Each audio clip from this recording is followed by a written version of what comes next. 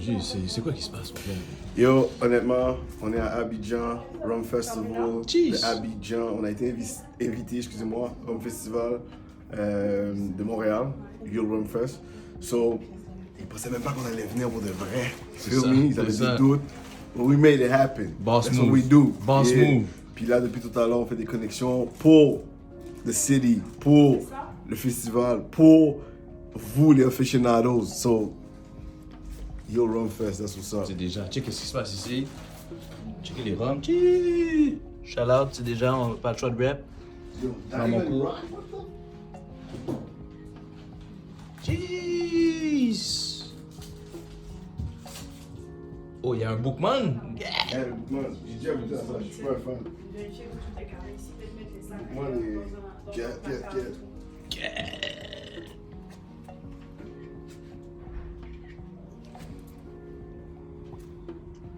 Oui. Ouais, lui, j'ai dit en plus. Lequel? Ok, moi.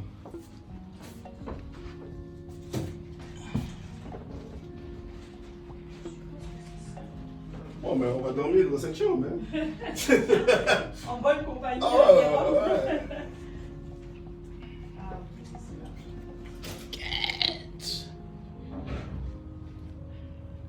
C'est pas des blagues.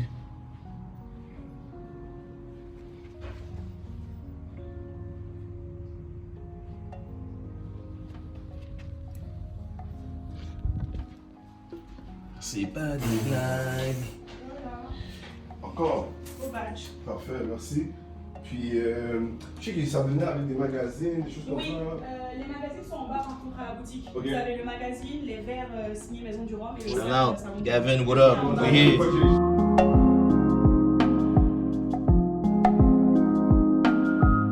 Canne à sucre au Kenya et pas de bon rhum, donc on s'est dit bah allez, on va le faire nous-mêmes, comme le départ de toute grande histoire, on va dire. oui.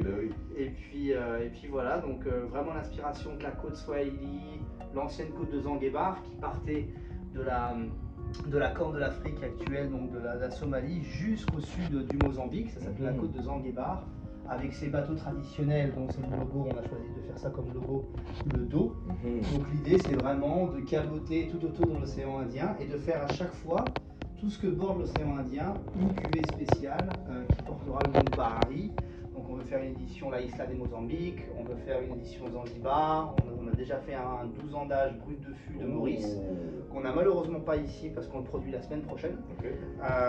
Et voilà, on est vraiment sur un rhum plaisir. C'est un rhum de mélange, on ne distille pas nous-mêmes. On utilise du rhum blanc kényan avec un tout petit peu de rhum 3 ans d'âge mauricien.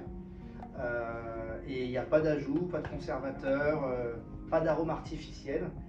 Et voilà, si vous voulez goûter, on goûte. Voilà. Ça c'est quelques petites choses que l'on a avec, on vend des sacs comme ça. Et ça c'est vraiment, normalement ça c'est pour le 12 ans d'âge, parce que c'est une boîte qui est faite main. Qui vient avec les deux verres. Qui vient avec les deux verres, voilà, et on peut aussi graver. On parle de combien? En termes de prix? Oui. Alors ça c'est un rhum, donc c'est notre premier rhum qui tournera aux alentours entre 35 et 38 $ en fonction des marchés. Ça c'est le prix consommateur final, toute taxe compris. Euro, là. Ouais, maintenant dollar euro de toute façon on est à parité, donc ça me pareil. Mais on vend ça. Donc on a bien évidemment, on peut cibler les marchés africains parce que c'est vraiment quelque chose pour nous, c'est vraiment une priorité que les Africains soient vraiment fiers d'un produit premium dans l'alcool qui sort un petit peu de nouveaux terroirs, et on est à peu près sûr aussi, vu les demandes, les nouveaux terroirs, les nouvelles saveurs, c'est vraiment quelque chose que les nouveaux consommateurs de rhum recherchent. Bien évidemment, il y a des choses exceptionnelles en Martinique, en Caraïbes, tout ça, mais il y a aussi d'autres territoires qui commencent à un petit peu émerger, à faire des choses un peu qualitatives, etc. Et l'Afrique n'échappe pas. On parlait de Moba en Afrique du Sud, c'est des très belles choses. Il y a aussi des rhums du Cameroun, on a vu le Cap-Vert aussi qui commence à faire des choses intéressantes. Bon, après ça reste encore, c'est lent, mais en tout cas le mouvement est en marche. Ouais, c'est ça, exactement. Voilà, le mouvement est en marche.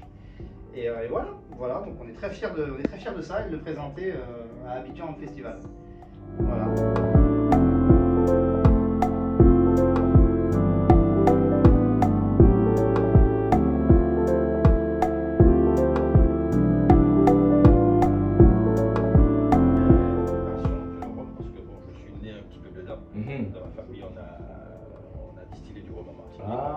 de distilleries qui sont fermées aujourd'hui. Mais voilà, donc c'est un projet passion. Donc Opportune, c'est le nom de la marque. Opportune 1791, c'est un hommage à une personne donc, qui est née en Martinique en 1791 et qui s'appelait Opportune. Donc elle est née esclave. Et donc forcément travaillé sur les champs de canne et tout ça. Et toute sa descendance a travaillé à un lien avec la canne et le rhum. Je suis descendant direct d'Opportune. Ah ouais. C'est en ce sens que c'est quelque chose qui me tient à cœur. Oui. Voilà. Donc, étant martiniquais, on a des rhums de Martinique. Donc AOC, comme vous savez, c'est la seule région au monde à avoir cette appellation d'origine contrôlée. Donc on a des rhums de Martinique et on a aussi des rhums qui viennent d'ailleurs. Donc le but est de faire connaître une palette de rhums distillés de façon différente, donc que ce soit mélasse, miel de canne ou pur jus de canne. Et donc on a des rhums, par exemple là c'est une cachaça blanche du Brésil qui vient d'être médaillée. Ah ouais. Qui vient d'être médaillée au Rumfest Berlin, médaille de bronze, s'il te plaît. Quand même, let's go. On a des assemblages, donc assemblage d'Amérique latine, Panama, Guatemala, Nicaragua, c'est des rhums vieux de 3 ans à 5 ans d'âge. Là j'ai fait, on appelle Chabine Dorée.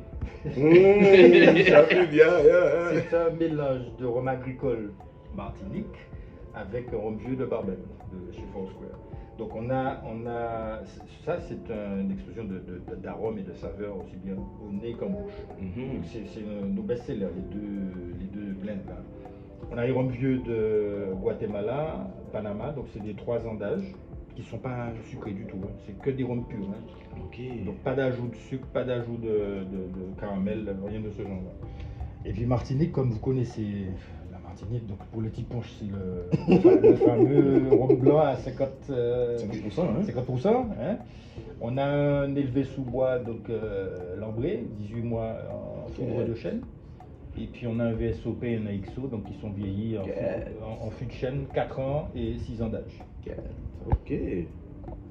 Là, tu veux Pas en jouette, hein?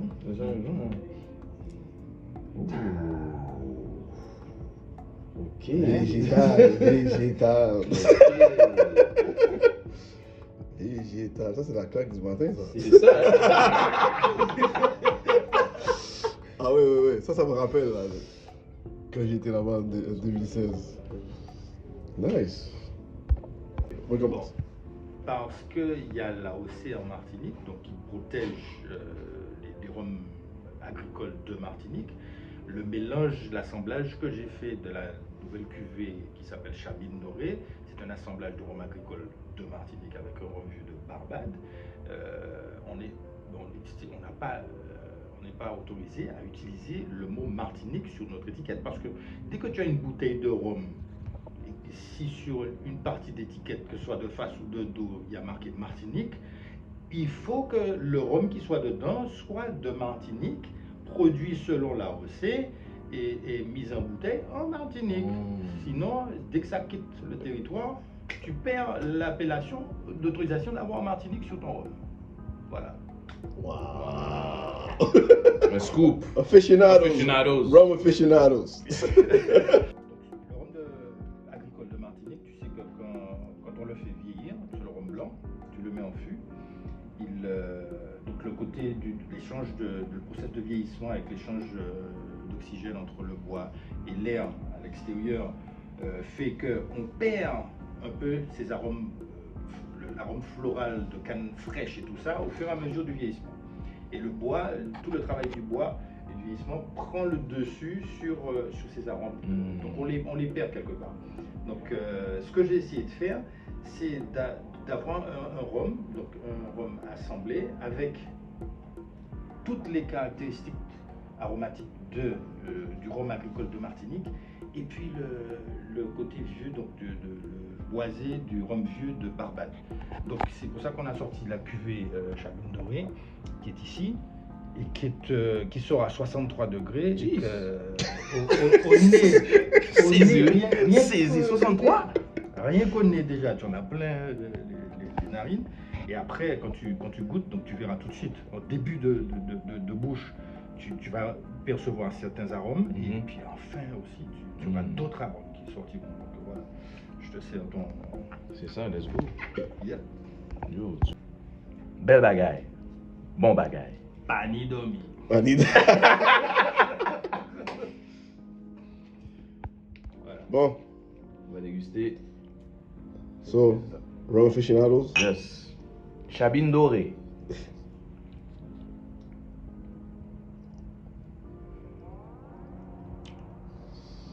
Ouf. Je transpire. Tu vois ça? C'est ça qui est nice. C'est un 63 C'est un degrés, 63%. mais il passe. Il passe douce. I like douce. Tu comprends? Oh! Saisi, oui. Wow! Il passe, il est équilibré. Oui, Tu c'est vois, ça. La recette fait que il est rond. Bon, déjà celui-là est rond au départ. Mhm. Et donc tu as tout cet équilibre qui est fait. Et franchement, c'est un plaisir.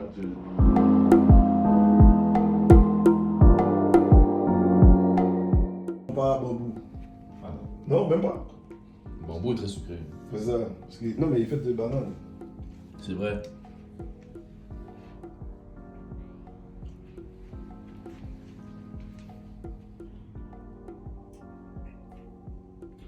Pourquoi ils aiment pas? Parce que c'est trop sucré. Bonjour, je suis Olivier Chanki, je viens de l'île de la Réunion. Je représente la maison familiale Isotier, donc Rhum et Punch Isotier. On est actuellement à Abidjan pour le Rhum Festival d'Abidjan ce week-end. J'ai l'honneur de vous présenter nos rhums arrangés. Donc la rangée banane flambée, la rangée gingembre citron, la rangée café vanille et la liqueur. Donc une liqueur qui est la douceur d'arrangée cahuète. T'as une liqueur. J'ai une liqueur que vous allez aussi déguster. Oh oui. Donc Isotier, on est la plus ancienne société de l'île, toujours en activité. On est à la 7e génération aujourd'hui de la famille Isotier. Et on est la plus ancienne distillerie de l'île. Donc là, vous avez dégusté, messieurs, la rangée gingembre citron avec du macérat de gingembre et un arôme naturel de citron. Nice. Nice. Nice. Gingembre, c'est une full effect là-dessus. Mais avant, on a goûté le rhum blanc, c'est ça? Ouais. Le rhum blanc. Vous avez dégusté celui-là en premier, donc un rhum blanc traditionnel de mélasse à 49 degrés. Aïe, aïe, aïe. Good. Ouais. Explosif à la bouche au début, mais avec une belle finesse Ouais. à la fin. Très bien. Good. On a la bouteille, je vais vous montrer, le rhum vieux, Isotier 7 ans, 100% mélasse, qui a été élu meilleur spiritueux mondial en 2015. Nice. Mhm. Puis le terroir là-bas, et comment? À quoi c'est un terroir? Parce que je vois, c'est pas volcanique. On est sur une terre volcanique. Mhm. On est il y a le Piton de la Fournaise qui est l'un des volcans les plus actifs au monde. Oh! Oh. Donc là, il y a 3 semaines, il était en éruption. Ah ouais. Et en moyenne, c'est une fois, si on a la chance, 2 fois par an. Ok. Si on a la chance! Ouais. Et tous les ans, il nous fait un petit cadeau, au moins une fois en éruption. Mais c'est comme une grosse éruption. C'est pas une grosse Ah oui. éruption, mais. Oui, bah, des fois, ça dure pendant 3 semaines. Oh, ok. Des fois, c'est pendant une semaine, ça Ok. dépend vraiment. Et des fois, il coule sur toute le côté est de l'île. Il a déjà traversé la route pour se jeter à nouveau dans la mer. Ok. Donc on est sur une île tropicale. On a à peu près 60 à 70% d'humidité. On a les embruns, tout ce qui est les embruns marins. On a le terroir volcanique, donc sur une terre avec un bon minéral. Et ce qui fait aujourd'hui notre terroir et notre goût, notre typicité de notre canne, de notre terroir. Puis j'allais dire, la canne, elle est de quelle couleur? Oui, nous alors on a Aircan. Donc Aircan c'est eux qui travaillent tout ce que l'agronomie de la canne et qui sélectionnent les cannes. En nos Antilles, vous avez de la canne qui vient de travailler à la Réunion, Aircan. Ok. Donc vraiment Cannes. Cannes. Et on n'a pas le comment aux Antilles où on dit ah bah tiens canne bleue, Oui. canne rouge, etc. Pareil, à La Réunion, on ne fait pas de parcellaire. On a vraiment, par exemple, Isotier, nous, on a 250 hectares de canne. Après, il y a tous les autres agriculteurs, mais tout ça est déposé à l'usine du Gol, dans le sud de l'île. C'est pressé. On récupère le 1er jus, on fait notre rhum agricole. Et après, on récupère la mélasse aussi pour faire notre rhum traditionnel. Et les autres rhummiers, les autres distilleries, pareil, font de même, récupèrent à l'usine. Nice. Puis là, est-ce que vous êtes à Montréal? Au Canada, je devrais Alors, dire. on est au Canada, on est présent au Canada depuis, si je ne dis pas de bêtises, au mois d'octobre, allez, 1 mois et demi. Donc, Ok, c'est tout récent. Hein. C'est tout récent. Donc au Canada, vous allez retrouver ces deux parfums. La rangée banane flambée, qui citron à 40 degrés, et la rangée gingembre citron. Vous le retrouvez là sur le Canada, Good. Bravo. dans les magasins de SAQ. SAQ.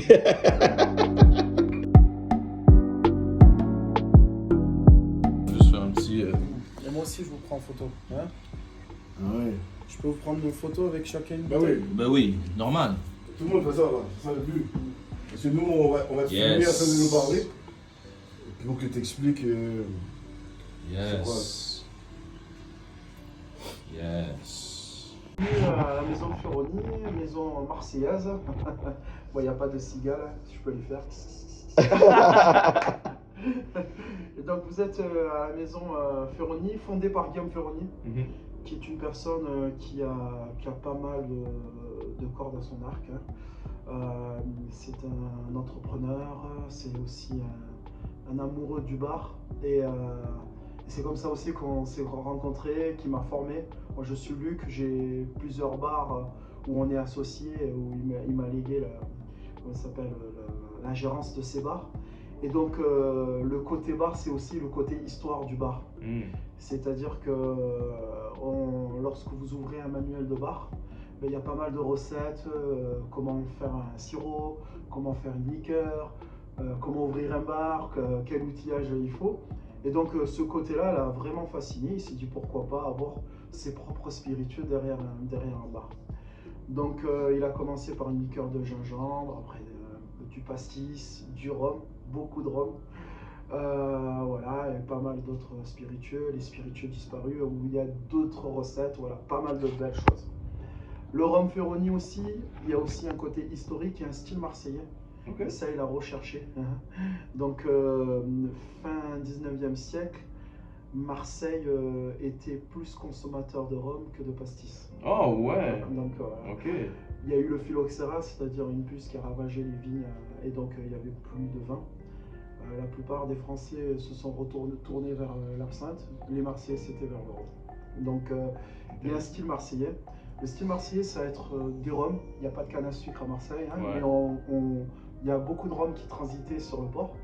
C'était un port ouvert sur la Méditerranée et aussi un peu sur l'Atlantique. Et donc, le style, c'est mélange de plusieurs rhums, mais avec un vieillissement, un passage en barrique dans des fûts de cognac ou dans des fûts de vin de pays.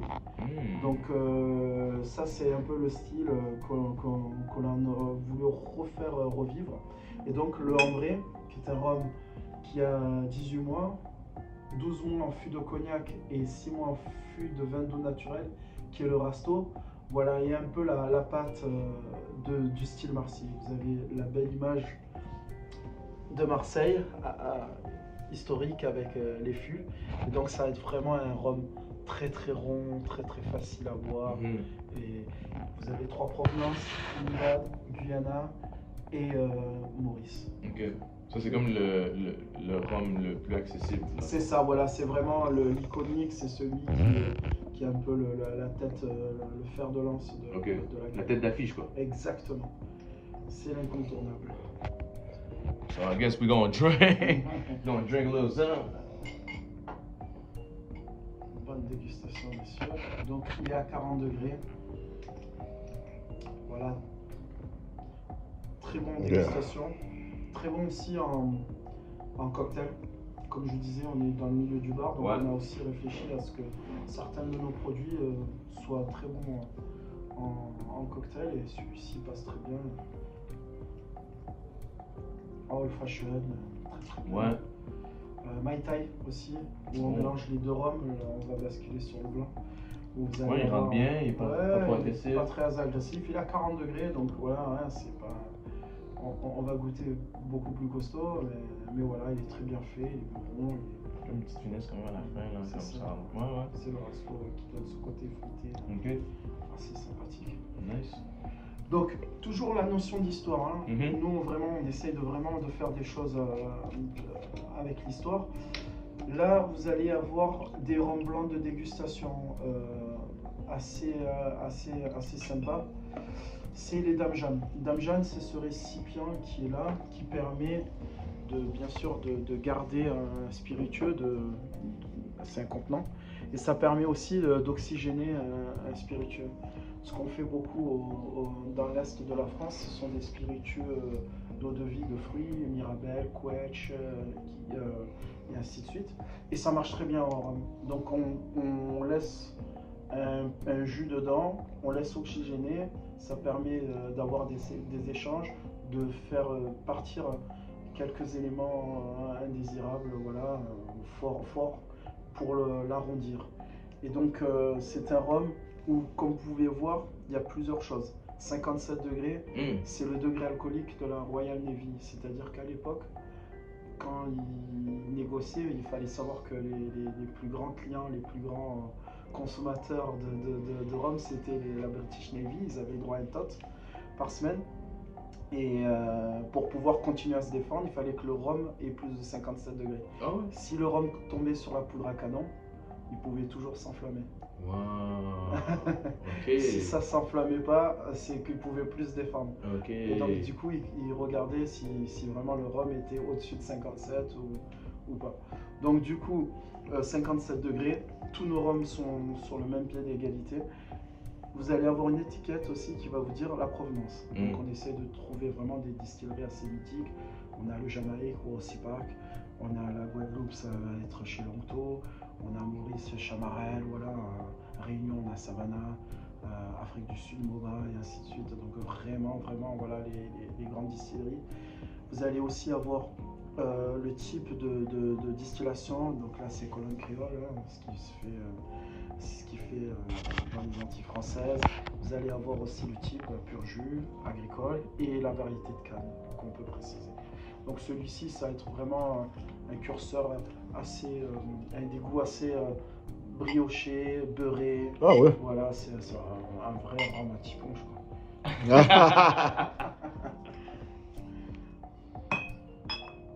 Donc voilà. Très végétal. Ouais, dans le végétal. Là, on a plus d'alcool, donc c'est comme Haïti, c'est puissant. Ouais, c'est puissant, hein? Oh, ok. Ouais. C'est cool. Wow. Tu vois, c'est ça la différence avec l'autre rhum blanc. Mhm. Nous, on a l'habitude d'avoir ça. Ouais, on est habitué à avoir ce genre de. Ouais, celui-là qui est. pour les médicaments, ça. Quand t'as la toux, là. Ouais. Quand c'est Covid. Là, c'est anti-Covid. Là, c'est pour ça qu'on n'est pas vacciné. C'est ça, là. On n'a pas besoin, on boit ça, On nous. voit ça, nous autres. 57% de quand tu Vous me avez parles. votre passe vaccinale, C'est non, dans- je suis un c'est blanc. dans- On peut voir de l'ordre, exact. C'est ça notre passe. Oh shit. On rigole, hein. Important de le préciser. Ouais, exact. Ouais, parce que sinon. Ouais. On Ah, parle vous de avez la dit politique, ça. là, puis là, on entend ça, là. Donc voilà, donc ça c'est l'un des... On a jusqu'à 18 bouteilles, donc voilà, 18 terroirs différents. Ok. Pour faire une bouteille. Non, sur la gamme. Ok. Ok. Donc rien que cette gamme Dame Jeanne, on en a 18, donc voilà, c'est assez grand. Les brutes de fût c'est pire, donc c'est encore plus grand, Ah ouais. parce que là c'est autre chose. Donc brut de fût, là on bascule sur quelque chose qui est beaucoup plus sur les palais aguerris, les connaisseurs. Vous avez vu que la bouteille est un peu plus petite. Mhm. Ce sont des fûts, des boissons d'exception. Donc généralement là on monte aussi en degrés hauts, 60, 50 degrés, 55, 60 voire plus. Ok, Et lui. brut de fût, voilà, c'est vraiment de l'alambic, ça sort, on fait une réduction, ça rentre dans la barrique et on touche plus. Ok. Voilà. La spécialité, comme je vous disais chez nous aussi, c'est la maturation. C'est-à-dire qu'on essaie de faire des vieillissements, des doubles vieillissements. Donc celui-ci qui est anti-française va avoir un double vieillissement. Un vieillissement en fût d'ex-bourbon et un deuxième en baume de Venise qui est un vin doux naturel. Donc vous allez avoir quelque chose d'assez élégant, rond. Pas très fort en termes de volume, en sensation en bouche, parce que justement ce côté baume de Venise va apporter ce côté un peu rancio, vieux pinot, qui va vraiment donner ce côté un peu torréfié, un peu assez sympa, légèrement pyromatique mais délicieux. C'est quoi, il est 56? 56. Jeez! 54,6 pardon. Attends, mets un peu d'eau là. Peut-être pas. Et tout dépend du marché. Il y a des fois on peut tomber sur des lots où il y en a assez, des fois c'est de la rareté. Le top absolu pour nous, c'est vraiment d'acheter du rhum blanc pour qu'on puisse le faire vieillir nous-mêmes. Ça, Ouais, c'est le c'est ça. top. Donc c'est vraiment notre Tout base. part du rhum blanc. Après, des fois, et puis c'est moins cher. Mm. Il faut juste avoir un peu de temps. Ouais. Mais par exemple, anti-français, je crois que c'est 2016, c'est 100% vieillissement chez nous, à Aubagne. Il y a une belle finition. Donc hein. ouais, c'est super. Franchement, Pour un 54.6 là, une Ouais. belle finition là. c'est ça. C'est vraiment des rhums à déguster avec un chocolat en fin de journée. Vraiment épater ses amis. Voilà, c'est Cigare? Cigare, très bien, ouais, très bien. Ouais, des petits food pairing comme ça. Ouais. Le bonnet de nuit, comme on dit, le nightcap. Nightcap. Nightcap. Yeah, nightcap, tu comprends? C'est un peu les pionniers de la Guardiante de Cagna. Et donc du coup Cap-Vert, voilà, c'est vraiment une île fantastique, plusieurs îles. Hein. Là où on est, c'est à Saint-Andao. Et donc c'est vraiment une île volcanique, quoi. Donc, Ah ouais, hein? pour tous ceux qui veulent amarrer avec un bateau, c'est presque impossible parce que c'est tellement rocheux, quoi. Voilà, donc c'est une île qui a été difficile À visiter. Approchez même. à approcher, exactement. Ok. Et donc du coup c'est un Fait que le terroir, il il- vient du volcan. Exactement. En fait, c'est une région volcanique. Il y a vraiment un coin à Sant'Antao où c'est vraiment désertique. Et il y a un petit coin qui est vers Tarrafal notamment. En fait, il y a d'autres coins où c'est vraiment luxuriant, ouais, paradisiaque, quoi. Ah Et ouais. donc, il y a de la canne. Il y a énormément de variétés de cannes. Il y a des cannes endémiques même.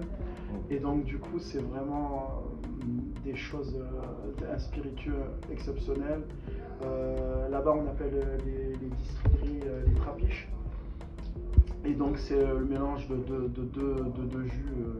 Et donc, du coup, c'est presque du pot style, quoi. C'est alambic à repasse avec une sortie presque à l'air libre, quoi. Donc, là, ce que vous allez goûter, c'est vraiment un brut d'alambic, quoi. Donc, c'est à 45 degrés, mais ça sort de l'alambic à 45 degrés. Wow. Et donc, vraiment, c'est du pur jus de sucre de canne, Wow. plusieurs variétés de canne, la canne bourbon, la richcada, voilà. Donc, c'est vraiment assez cool. Donc là, vous allez voir que sa particularité, c'est que c'est du pur jus de sucre de canne, mais la fermentation peut aller jusqu'à 15 jours de fermentation. Donc c'est digne des rhums jamaïcains. Et donc vous allez voir que c'est très très aromatique. Oh, aromatique pour de vrai. Encore végétal. Très. Mais les bons rhums blancs sont très végétales. D'odeur, ouais. L'odeur surtout De là. toute façon, il faut qu'il y ait du goût. C'est ça, c'est ça. Faut que ça-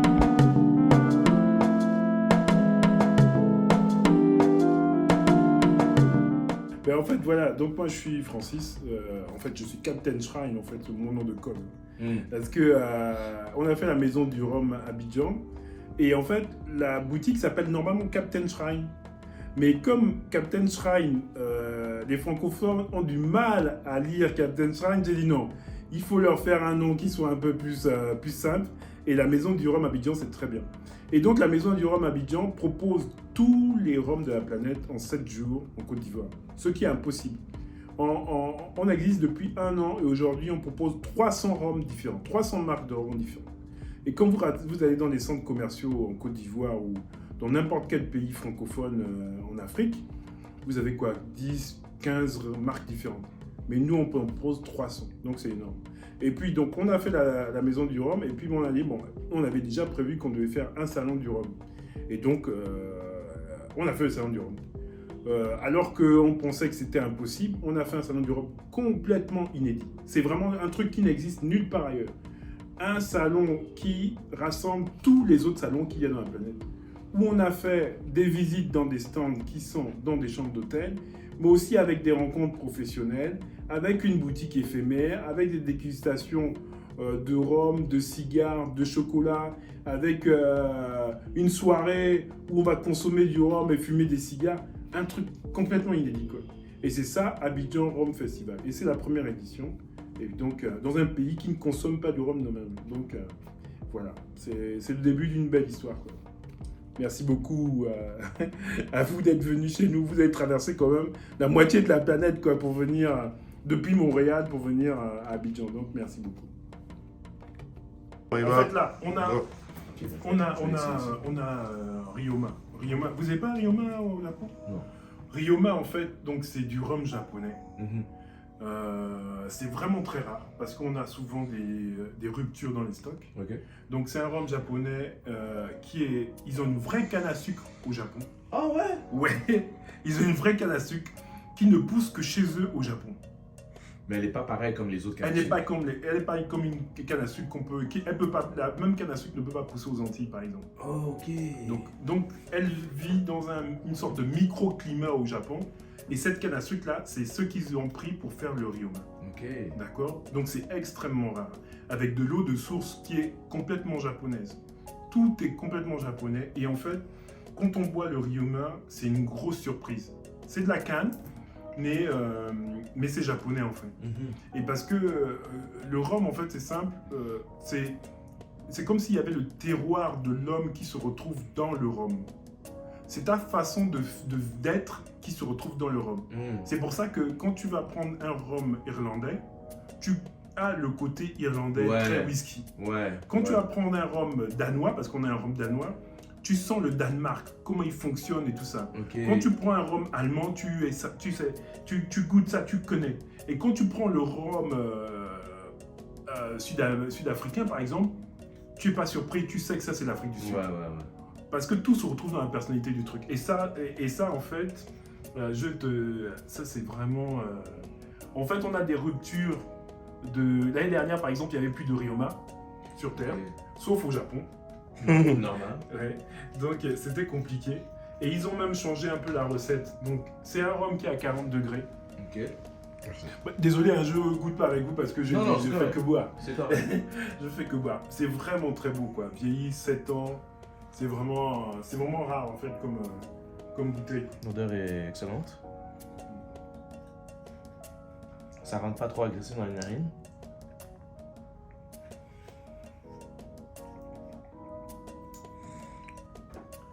Et c'est surprenant. Ouais. Surprenant, de vrai. Complètement en fait. C'est doux. C'est le Japon. Moi je dis Sophie c'est un rhum sophistiqué. Ah non? Parce qu'on avait une rupture de stock en fin d'année dernière. Et puis avec le truc en Ukraine, on ne peut pas avoir vraiment beaucoup de stock, quoi. Ouais. Donc ok pour Ryoma. Ryoma c'est vraiment le bon élève. Bon, Eldorado, vous voulez goûter Eldorado? On a déjà goûté. Ok, Eldorado c'est déjà chez vous. Ouais. De base, bon, De en fait base. c'est simple. Tout ce qui est Martinique, Guadeloupe, c'est vraiment... c'est toujours bon. C'est toujours bon en fait. Parce qu'ils sont tellement bons dans leur truc, ils sont bons dans le packaging, ils sont bons dans le rhum. La façon dont ils produisent leur rhum, c'est très. C'est vraiment, les gars, ils sont pro. Et ils cherchent vraiment à faire toujours un peu plus. Ouais. C'est pour ça que vous avez vu, il y a le Nesson qui est. Ils lancent le Nesson qui est bio, mais ils cherchent toujours un truc compliqué qui sort de l'ordinaire. Et donc, de base, c'est de base. De base, c'est de base. En fait, c'est très bon de base. De base, c'est de base. Ouais, de base. Et là, XO de base, vraiment. on peut rien faire, on peut rien dire. C'est de base quoi. C'est À Martinique, la qualité, c'est de base. C'est pour ça qu'ils ont sorti de base. être au niveau quoi. Ils veulent montrer que le whisky, le cognac, c'est rien par rapport au rhum. Mm. Et en fait, tout ce qu'ils font, c'est pour ça. Ils se battent pas contre les autres rhums. Hein. Ils considèrent que le rhum de Mélas, c'est pas leur concurrent finalement. Hein. Ils veulent même pas se battre contre eux. Ils disent c'est du n'importe quoi. Et leur vrai opposant, c'est le cognac, le whisky. Leur vrai antagoniste, c'est le cognac, le whisky. Prouver aux gens que le rhum martiniquais ou guadeloupéen est meilleur que le cognac, le whisky. C'est ce qu'ils veulent faire. Et donc, ils sont toujours en train d'essayer de s'améliorer pour ça, quoi. Mais il y a d'autres sortes de paz. Oui, C'est ça? oui, il y en a plusieurs. Ouais. Vous avez trouvé ça où? Comment vous saviez qu'on existe? Mm. Les gars, ils m'ont appelé depuis le Danemark. Ah là. ouais, hein? Oui, j'ai dit, mais moi, je veux votre rhum, quoi. Pas vendu en France. En fait, comment on fonctionne par zone? Les francophones consomment ce que la France consomme. Et donc, par exemple, en Allemagne, ils vont consommer beaucoup de rhum de mélasse. Mm. Alors qu'en France, ils vont consommer du rhum agricole. Ok. Et en fait, ça c'est un hors zone. C'est-à-dire qu'il ne devrait pas être chez les francophones. D'accord? Ah ouais. Parce que eux, ils vont vendre en Allemagne. Ok. Mais ils ne vendent pas en France. Donc ils disent, mais comment toi, francophone, tu as vu notre homme? Parce qu'on ne le vend pas chez vous. D'accord? C'est pas notre zone. Donc Pourquoi ils vont pas en francophone dessus quelque chose chacun se protège en fait. Ok.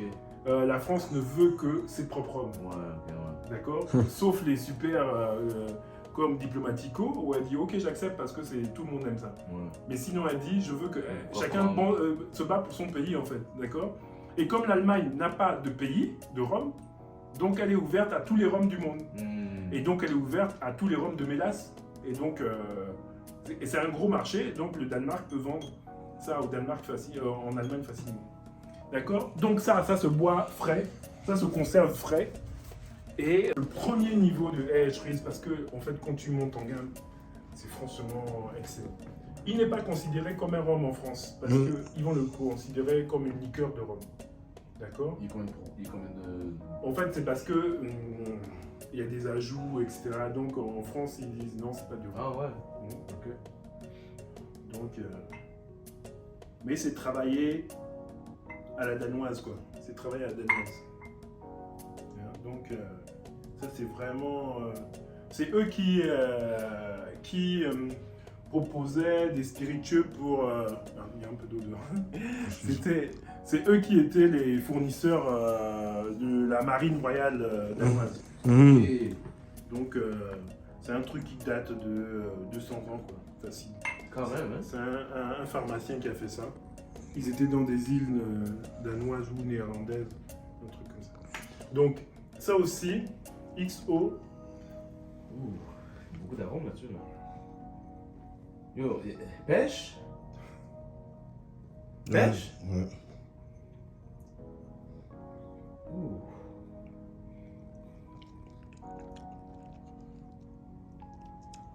Il est Je fun. crois qu'on- On est les seuls à avoir ça sur tout le continent, quoi. Peut-être ils en commandent en Afrique du Sud.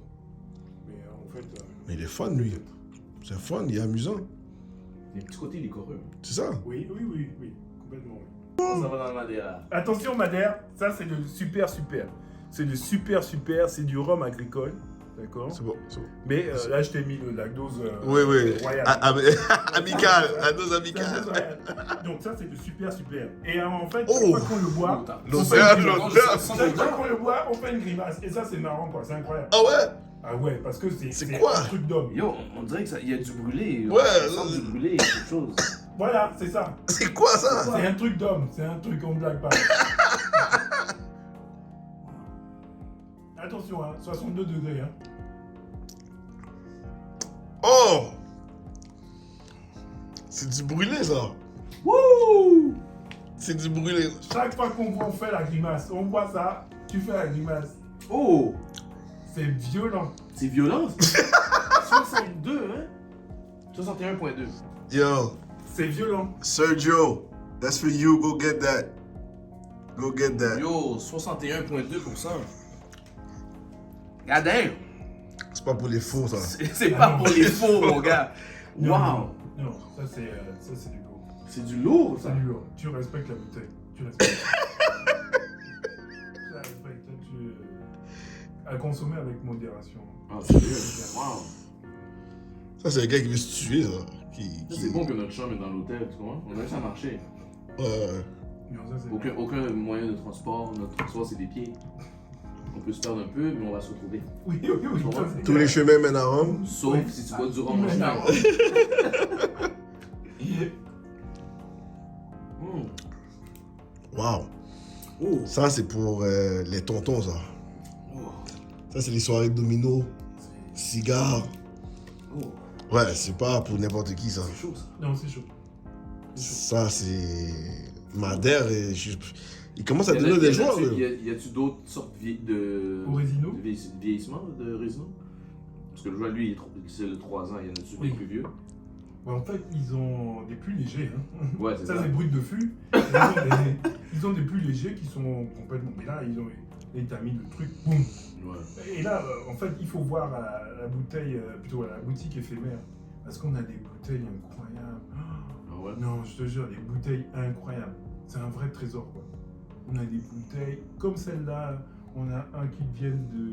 Il y a une bouteille qui vient de comment on appelle ça? Tahiti, je crois. Ah ouais?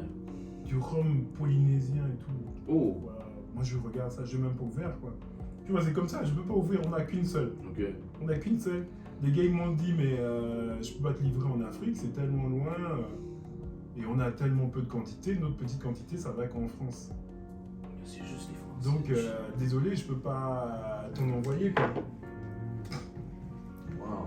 Tu peux en acheter en supermarché en France, mais moi, je peux pas t'en envoyer. Ok. Franchement, mon marché, ça. Ils ont des petites quantités, et puis ils privilégient. Ouais. Donc, voilà. Après, bon, chacun son truc. Mais voilà. Et tu vois, en fait, on avait même pensé à faire un. Il y avait une fête du clairin, je crois. Ah ouais? Une fête nationale du clairin, je crois, sur Terre. Et on voulait faire, parce que on voulait faire une spéciale fête où on fait venir que du clairin, tu vois. Et on fait goûter aux gens du clairin. Parce qu'en fait, le clairin ne sort pas d'Haïti finalement. Ben, on a un peu de clairin à la Mais un peu, Ouais. par rapport à ce qu'il y a en Haïti, Ouais, c'est sûr, ouais, c'est sûr. c'est un peu. Ouais. C'est un peu quoi. Et en fait, ça se vaut aussi quoi. Ça mérite aussi qu'on. Ouais, ouais. Mais bon, comme Haïti, pour l'instant, Haïti se cherche. Hein, donc, quand Haïti se sera trouvé, là, il pourra faire des trucs. Mais il y a des potentiels quoi. Mais on a vu plein d'Haïtiens qui sont venus, qui veulent boire tous le Barbancourt.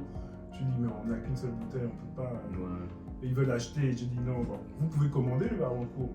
Parce que nous, les gens peuvent commander chez nous. Ok. Une semaine après, on leur trouve le Barbancourt. Hein. Ok. J'ai un monsieur qui commande quasiment tous les mois ses bouteilles de Barbancourt plus son Lookman. Ok. Un Haïtien. Ouais. D'accord. Tous les mois, il commande. Vous pouvez pogner aussi le 15 ans? Pas beaucoup? Oui. Lui, il prend du 15 ans. Il prend du 15 ans. Donc, on fait bien 15 ans. Donc voilà. Mais encore une fois, je vous ai expliqué pour Barbancourt. Ça fait 1 an qu'il n'y avait plus de Barbancourt en France. Et donc, finalement, ils ont repris la livraison de Barbancourt en France au mois de juillet, août. Passé. Cette année-là. Ouais. Donc, ils ont reçu la première cargaison de Barbancourt. D'accord? Et leur distributeur en France, il ne fait pas d'export. Donc, ce qui vient en France ne sort pas de France. Wow. Donc, je lui ai dit, mais envoie-moi, je sais pas, un carton. Il dit, désolé, moi, je peux pas. Je n'ai pas les autorisations pour faire de l'export. Je peux faire que de l'import de Barbancourt, mais je peux t'en envoyer. Et si tu dois avoir du Barbancourt, il faut que tu contactes directement Barbancourt qui doit t'envoyer ça d'Haïti sans transit par la France. Un truc, un casse-tête quoi. Ouais. Et tu ne peux pas, si tu veux Barbancourt, on va t'envoyer une palette. Eux, s'ils te vendent un conteneur. Tu vois? Et donc, ils vont vendre en France parce qu'ils vendent en conteneur. Mais envoyer une palette dans un pays africain. Ils veulent pas faire ça. Pourquoi?